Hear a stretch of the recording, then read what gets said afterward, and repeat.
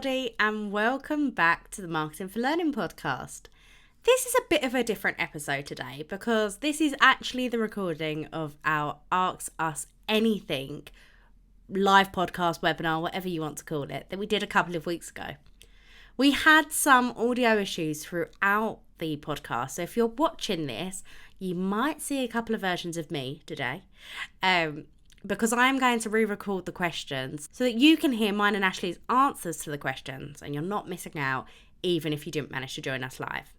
So without further ado, I'm going to jump straight in to the first Ask Us Anything question that we got. So the first Ask Us Anything question we got was about getting buy-in from the wider L&D team about Marketing for Learning. The question was, I'm part of a large L&D team. There's 14 of us globally, which is fantastic. We have a real variety across our team that really does make us more effective. But across the board, there's a huge lack of marketing strategy. Our marketing is always reactive rather than proactive. And there's a lack of variety in the way we communicate with our people. There's comms coming to our target audience from all directions, from other teams, internal comms, and so on. But I just can't work out how to get buy-in from the rest of my team about Marketing for Learning. From my perspective, first of all, quite a big L&D team. I would maybe ask how aligned all of you guys are, how bought in to marketing the team is as a whole. In our experience, there's maybe one or two like yourself who are really like, yeah, it's going to change everything. And the rest of them are just like, so maybe there needs to be, so there's kind of a couple of things from my perspective. Maybe one is, how can you get everybody in the team on the same page, first of all? And maybe doing, some of the stuff that we've suggested even on the podcast, doing an exercise like the value proposition canvas as a workshop with your team and actually do that, think about what you're offering to the business and what your learners want and need and some of the challenges, pain points, fears, and issues that they have. It's a really useful exercise as a team because most of the time, if we ask L&Ders, what do you actually offer to your employees? They can't readily answer it because it'll be learning, but that doesn't answer the what's in it for me. And we know that in order to really engage our audiences and to connect with them, we need to be communicating benefits over features. And so maybe doing something like that would be a good starting point, at least to engage and get the rest of your team on the same page.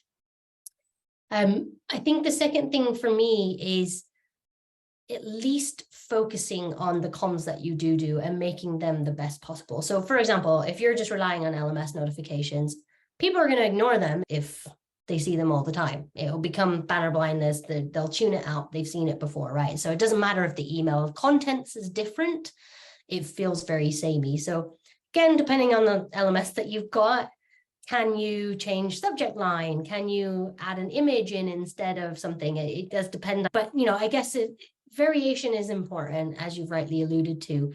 But I think, leaning too heavily on the LMS makes it seem like a learning thing straight away. Whereas, there's a lot more channels that you can use that you maybe haven't thought of, right? So business partners that sit across the organization, managers, other leadership teams, individuals that actually have influence. Listen to the L'Oreal podcast if you haven't, because Caroline Fitzpatrick talks a lot about, she has 16 channels or something there. And I was like, we don't even have 16 marketing channels, but she uses people a lot. And, that they can be a really effective conduit for your message. So I would say, start to look at how you can build relationships throughout the business that can help cascade your message too. So rather than just relying on these kind of very static channels that, you have, like your all hands meetings, like your LMS notifications, those can be useful, but there needs to be a consideration in terms of what other cascades can happen. And the only other thing I would say about that is, think about how you can make that cascade as straightforward as possible. So, can you create a one pager or two that focuses on, the what's in it for me for managers? Why should managers be focusing on their teams developing? What benefits for them is there? Is it, to make them look shit hot? Is their team's going to be more productive? Are they going to get a raise? I don't know, whatever. So just think about how you can actually articulate the value to them too, and make it as easy as possible for them to support what it is that you're trying to accomplish. I don't know. I'm sure you have your own thoughts on. Yeah, I also think there's a huge element. Obviously, I agree with everything Cash has said. You can also, if you're in a situation where you're kind of up against a bit of a blocker with, let's say, 12 of the team of 14 aren't so engaged with marketing, you can almost lead by example, because you can run like a little test. Like the most famous marketing quote all marketers giggle at is that we ask for forgiveness, not for permission.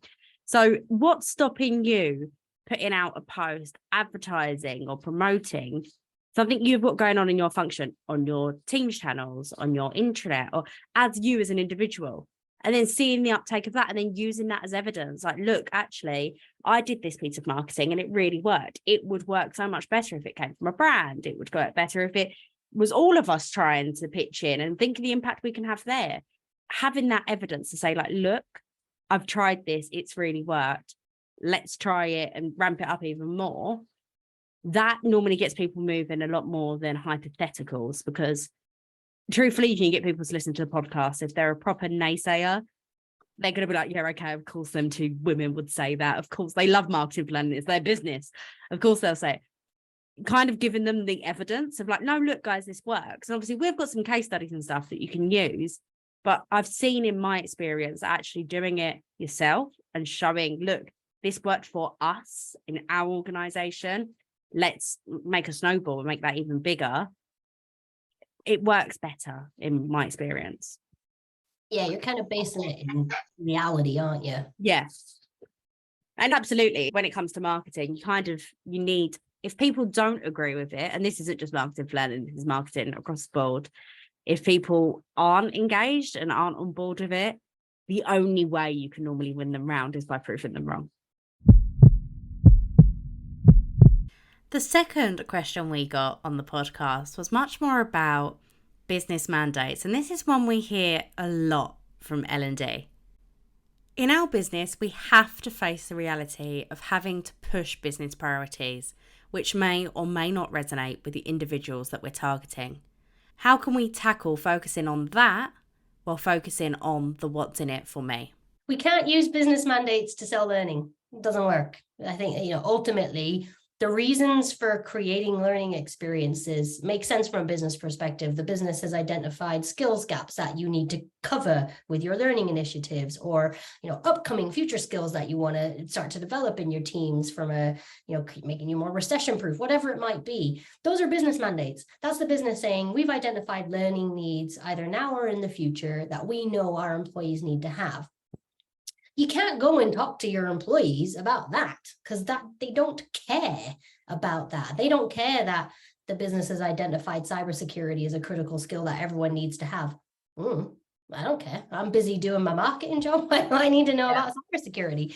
So there has to be this process of translating a business need into the learner need, right? And so that's that process that we're talking about when you do the VPC, when you do your personas, is actually you start to translate a learning need into a learner need. And those two things are not the same. How we're going to create resonance with someone, how we're going to connect with them with our marketing is absolutely never through the business mandate, because there is nothing to connect with the learner.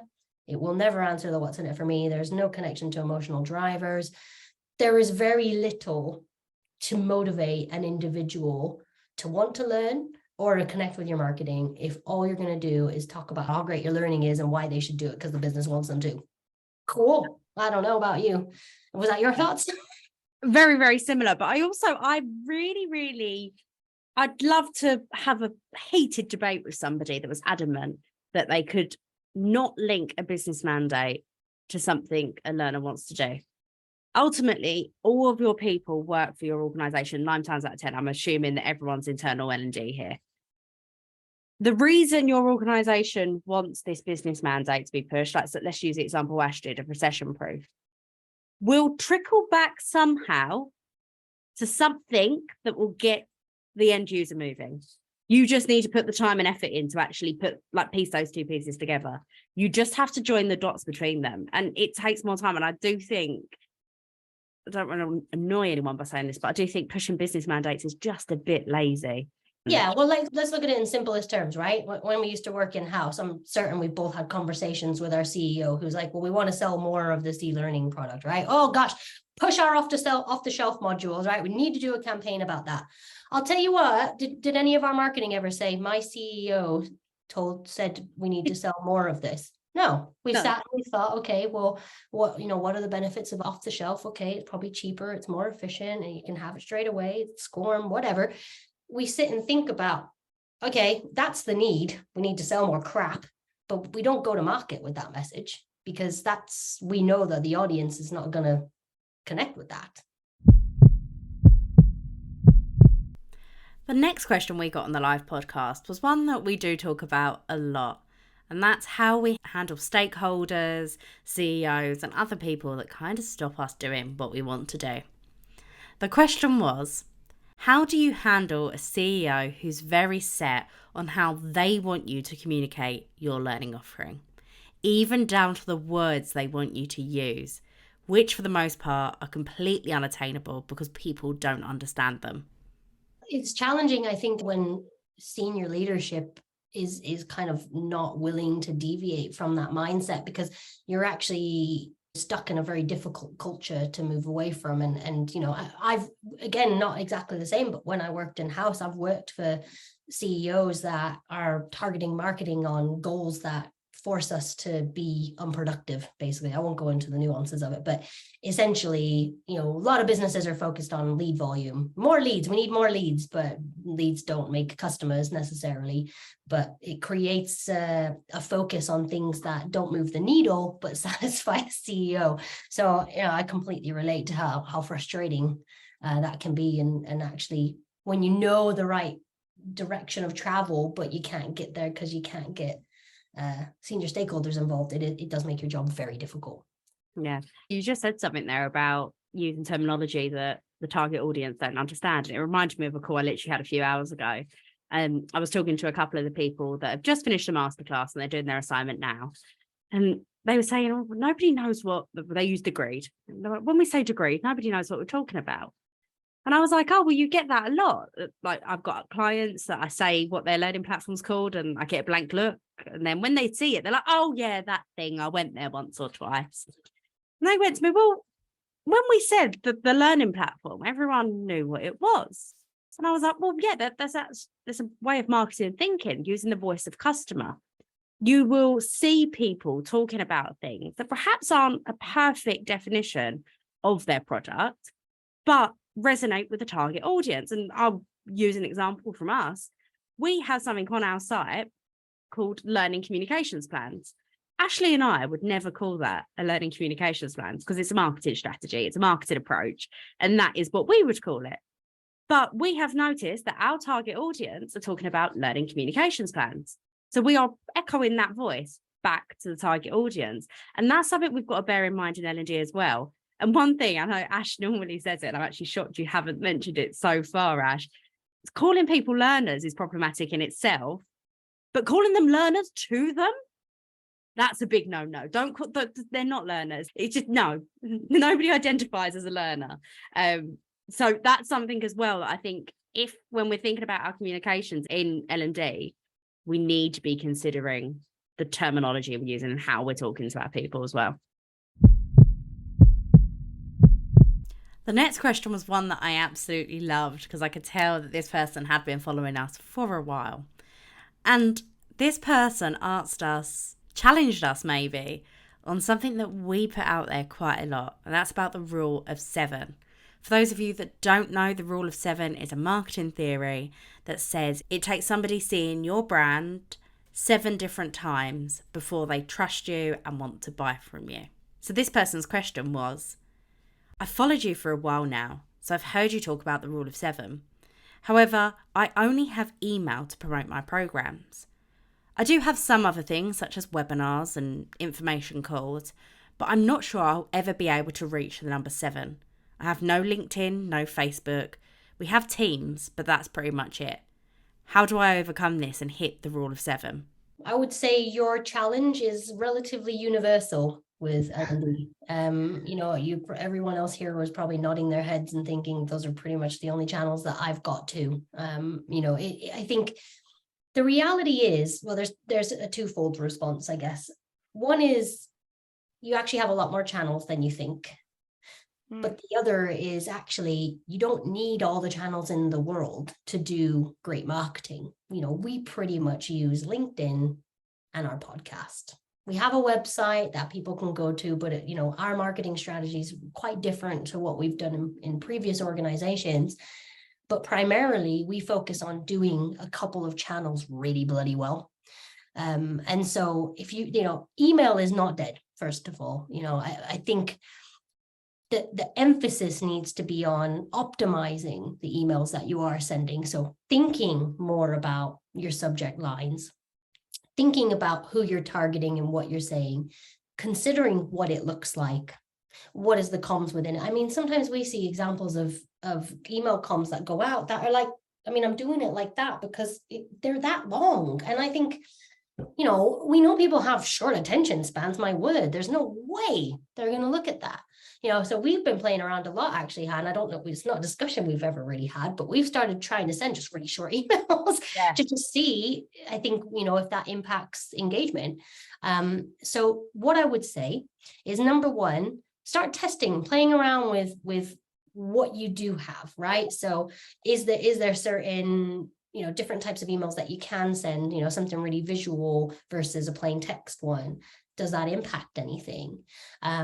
But then I think the other side is use people as channels, targeting multiple different audience cohort groups from leadership down to learner, and focusing on a top-down and a bottom-up cascade.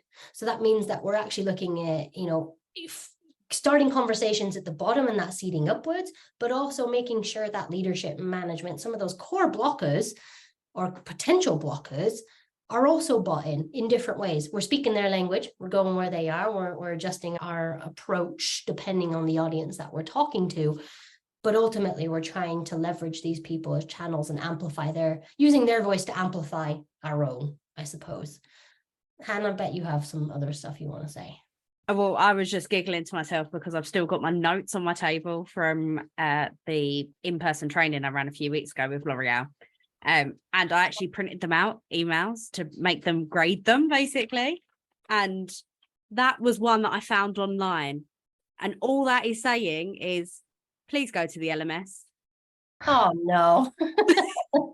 And then I printed out ones that we'd done that were plain text, that were chunked up properly, had the what's in it for me. And the people in the group were like, we're not doing this. And they admitted that they were doing the really, really long emails just saying, please go to the LMS or please sign up for this training. It's really, really easy to think, oh, I'm using email because I'm sending emails. The art of doing email marketing really well is actually a lot more complicated than that. We've actually got a blog on the matter as well about email marketing and how you can best use email marketing in L&D.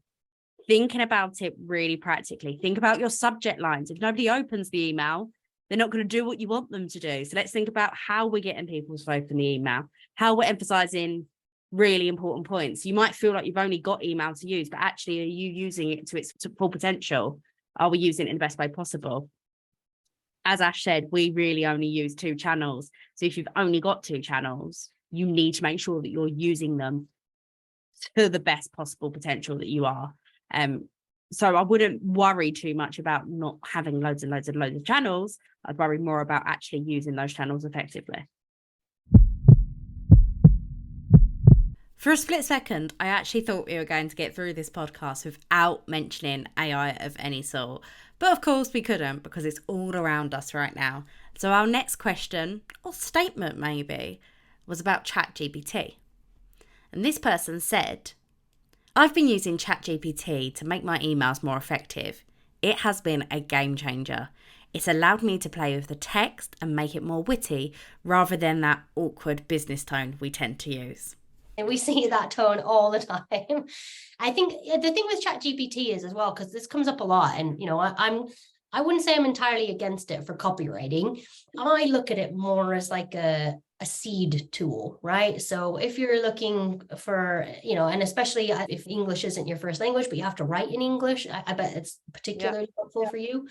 But I think, from my perspective, use it as an ideas tool, so like go in there and ask it some questions to give you some ideas for content or how to maybe position things, but don't overlook the value of really great copywriting. I'm yet to see any AI write with the talent, skill, panache, vibrancy that humans can, so it can give you a good starting point. It might be able to give you some good structure, or even just some ideas, but I would strongly suggest that you don't just take those and use those, and you actually feed in your knowledge of your audience, your corporate culture, your learning landscape, and the ecosystem that exists.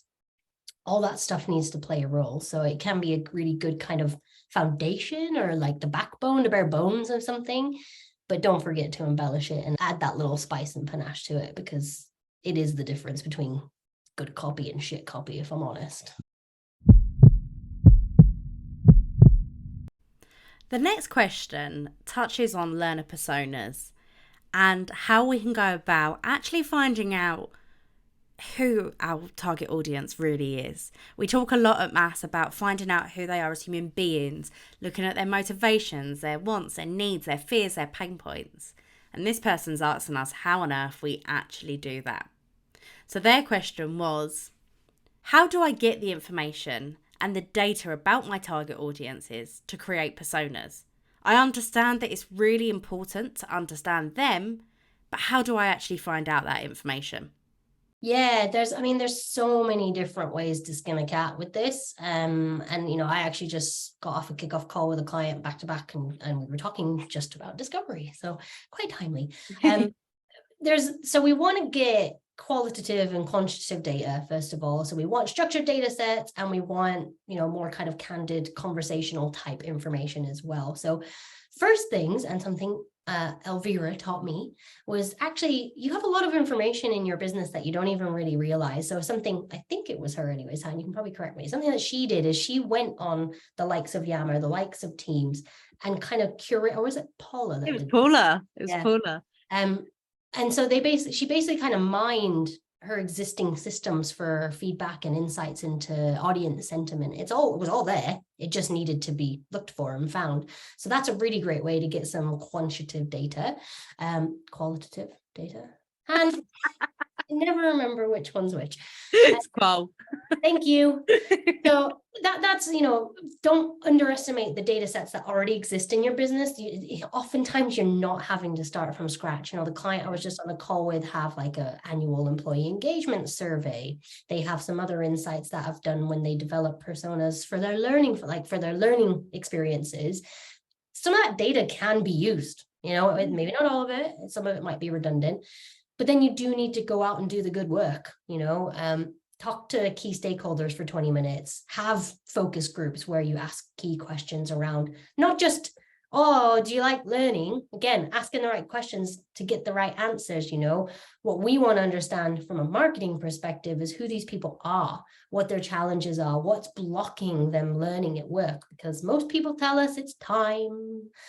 But I think there's more to it. There is always more to it. There's always an underlying thing to the time answer. Time's just an easy scapegoat for a lot of people. Yes, people are probably busier than we have ever been in the workplace, but there's normally an underlying reason. Like one of the recent discovery processes I did, there was so much politics in the organization, and their poor people didn't know what to do for the best. So they just opted to just do their job, just stick to what was on the job description. They wasn't going to deviate and do any learning because no, that's too much and I might get in trouble.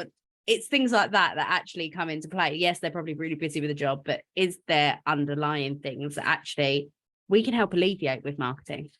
Mm-hmm.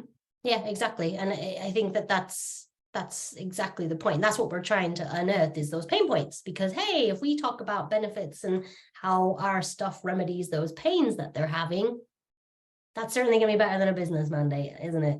Mm-hmm. So, I think ultimately it's really for us to take the time to understand and then distill down those findings and all that data. It's not a quick process, but it should give you so much clarity around who your audience is and actually what you should be putting in your emails and what you should be posting out in your campaigns and things like that. If you don't do this work, you're operating purely on assumptions, you're doing it blind, and it is setting you up for disaster. Or, you're never going to be as successful as you can be without clear insight into who your audience is. Yeah, I completely agree with that. I think the biggest thing that I think people don't like about creating personas and doing that discovery phase internally is the time it takes. But you have to invest that time up front, or you're just hoping for the best. You're just throwing stuff out there and praying, and that's not going to build a house without foundations. It's absolutely, that is the foundational work that has to be there. Without that, it's sending you on a wild goose chase. Yeah, absolutely. You don't really know where it's going to take you, but I'm certain it won't be where you want it, where you want to be. No. We loved analogies in this session. I know, there's been a lot of them. I didn't realize we spoke in tongues. We talk in riddles.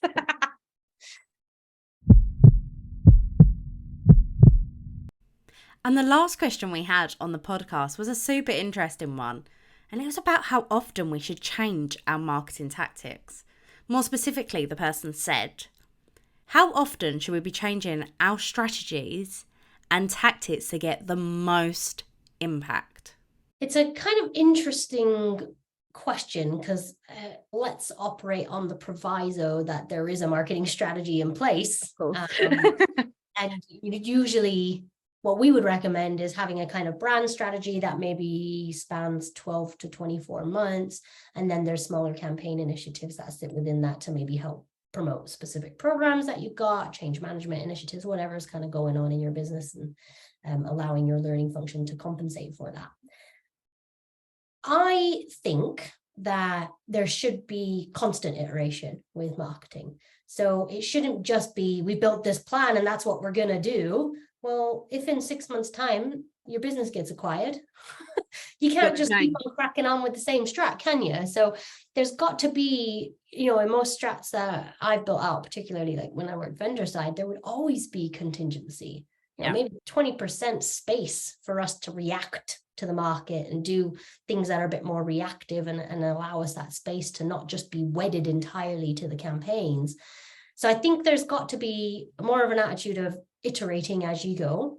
So especially if you are doing campaigns, put yourself some goals, establish a KPI. What is success going to look like? How can we actually benchmark where we are now to where we are, trying to get to? How do you even know if this was any good at all if you're not kind of at least benchmarking?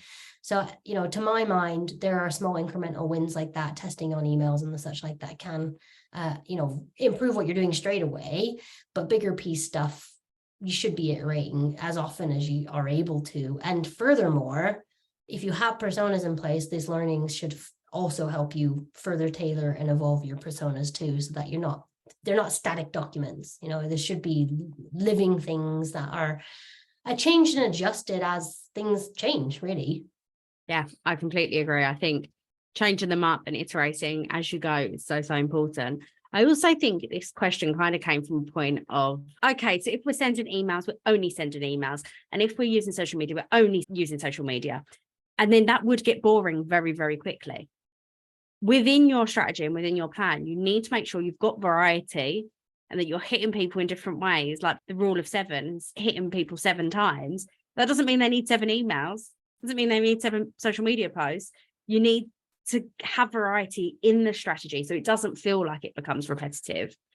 Yeah. Of course, you then need to iterate and you need to come up with fresh messaging and you need to come up with fresh visuals that are going to grab attention.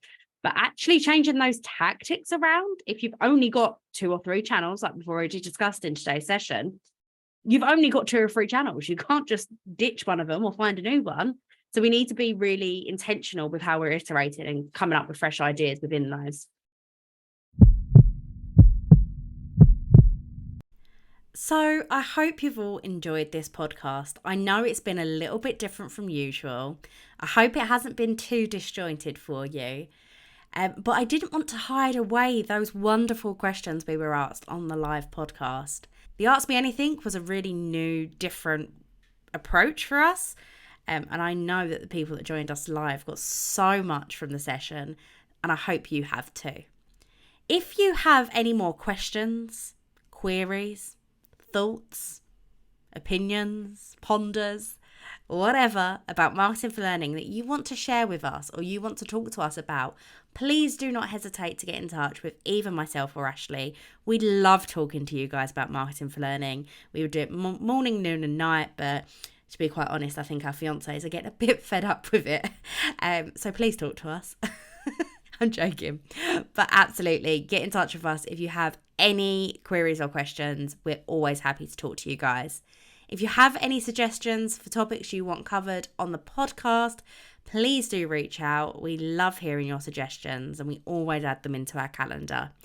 But if not, I guess we'll see you on the next podcast, guys. Bye.